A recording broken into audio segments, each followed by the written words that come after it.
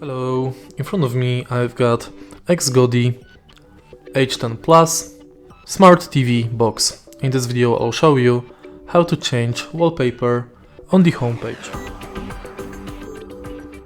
In the beginning, using the remote control, go to Press, Menu, Replace Wallpaper.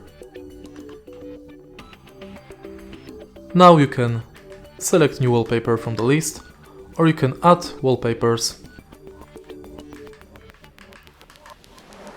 This menu allows you to find wallpapers in receiving files or from SD card, but right now I don't have any installed to the box.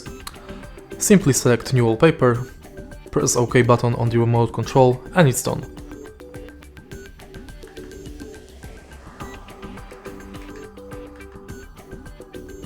If you find this video helpful, please leave a like, comment and subscribe.